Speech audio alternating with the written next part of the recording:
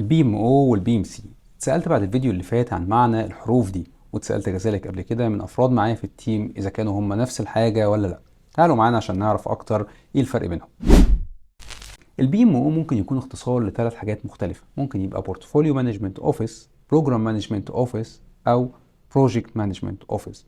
ودوره هنا بيختلف من ليفل للتاني، ولكن بشكل عام نفس الفكره بشكل كبير، وهي ان هو بيساعد المؤسسه على اتخاذ افضل القرارات. لو هو على مستوى البورتفوليو مثلا، فممكن يساعدهم على اللي هم انهي بروجرام يعملوا فيه انفستمنت بشكل اكبر، او انهي مشروع لو هم على مستوى البروجرام ان هم ممكن يبداوا بيه الاول. كذلك بيساعد المشاريع بالتولز والتمبلتس والستاندردز اللي ممكن يمشوا عليها عشان يوحدوا شكل التقارير اللي ممكن توصل في الاخر للاداره ويقدروا ياخدوا قرارات بشكل افضل.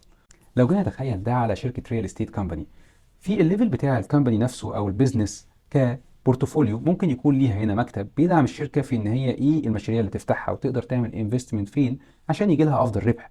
ولكن تحتيها ممكن يكون في بروجرامز مختلفه، ما بين مثلا بروجرام خاص بالمشاريع الريزيدنشال وبروجرام تاني للمشاريع الكوميرشال، وتحت كل بروجرام من دول هيكون في مشاريع مختلفه، مول الفلاني مول العلاني وهكذا. طيب ايه هو البي ام سي؟ بي ام سي هي اختصار لبروجكت مانجمنت كونسلتنت او كونسلتنسي، وده بيكون فريق دوره ان هو يدعم المؤسسات ان هي تسلم المشاريع within time within budget و with best quality standard. بيكون عنده خبرات، بيكون عنده المعرفه الخاصه لو جينا نتكلم على الكونستراكشن عشان يسلم المشاريع المطلوبه دي ويسهل على المؤسسه والافراد اللي فيها تسليم المشروع ده. الاثنين ممكن يكونوا ان هاوس او اوت سورسد كومباني. ولو حابين تعرفوا معلومات اكتر عن الاثنين وعلى المهام بتاعتهم في المشاريع، فاكتبوا لنا في الكومنتات وهتلاقوا ان شاء الله معلومات كتير. وما تنسوش ايا كانت المنصه اللي بتتابعونا عليها، لايك شير سبسكرايب والحاجات الحلوه دي عشان هير فيو بتختصر عليك الطريق.